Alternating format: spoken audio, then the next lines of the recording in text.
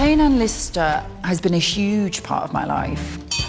Physically, once I get the collar and the gloves go on and then the hat goes on, I'm transported. Anne Lister is a force of nature. Oh, it's her. She was so ahead of her time. A businesswoman, a diarist, entrepreneur, a traveller and rock star. As we join her in this season, she has a wife, Anne Walker. This is the future, our future. What's beautiful about season 2 is it looks very carefully at a same-sex marriage, a secret marriage, and the societal influences and the dangers. You should be more careful, gentleman Jack. She had to be tough to break through any of these gender barriers. I'm very honoured to play her, and I needed that challenge. I'm doing a million things at once in every single take. She is a real example of pushing yourself to your limits in this life because you've only got one of them. I'm not really sure I could trust you any further than I could spit. Not that I ever would. It gives me courage, and I think that's what the viewers feel, like they can just go out and kick ass. A big theme in series 2 is the discovery that perhaps Anne Walker isn't the first woman that Anne Lister's ever been sort of involved with. Goodbye then. Oh, and for Miss Walker, it's just a rather pretty little pocketbook. What's the matter? I don't think it's quite the thing. I thought you wanted me and Miss Walker to be friends.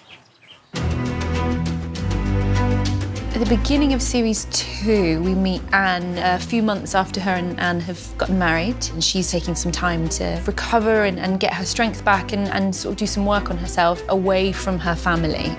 You must pop over and see your aunt. I know she's been anxious about you. The Lister family are really quite supportive of them, and that's so beautiful for Anne Walker, who's come from this very cold, very unloving family dynamic, to be embraced in Shibden. You are the only person that matters to me now.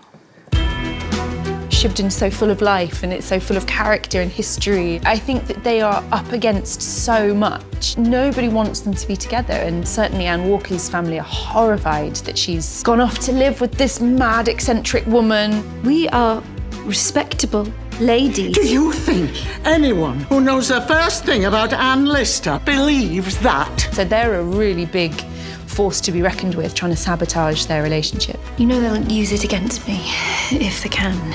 They'll have to get past me first. For my character, Anne is the big love of her life. I think that her love is unwavering, but whether she can manifest that into a life together remains to be seen. In this series, the Annes are a couple. It's all we talk about, isn't it? In the Sutherland house. Unnatural obsessions. Curious woman, Miss Lister. Who would ever suspect a woman of being a fortune hunter? It's evil.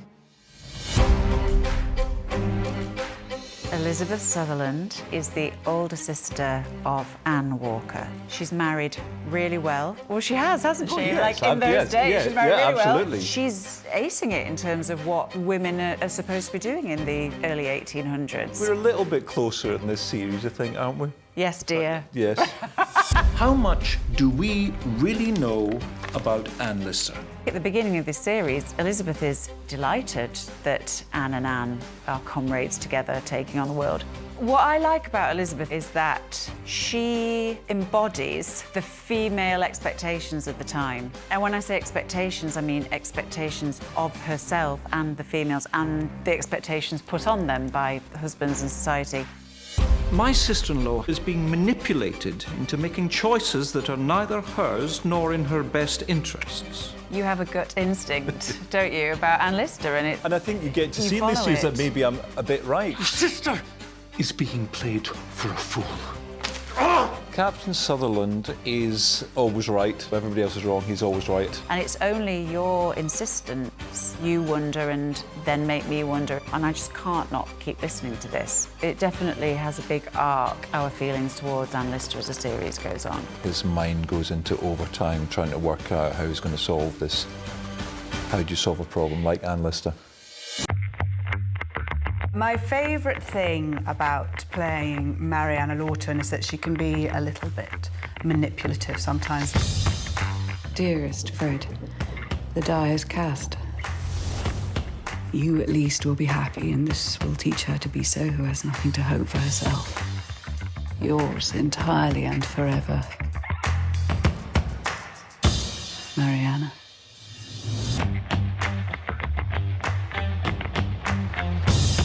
Hello, Freddie. Mariana is still struggling to come to terms with losing Anne Lister. She's supposed to be able to juggle it quite well, being married, being the lady of the manor here, but while still having Anne Lister, and now is losing that. Everything I'd ever pinned any happiness or hope on is gone. I think Mariana brings a sense of Anne Lister's life pre-Anne Walker.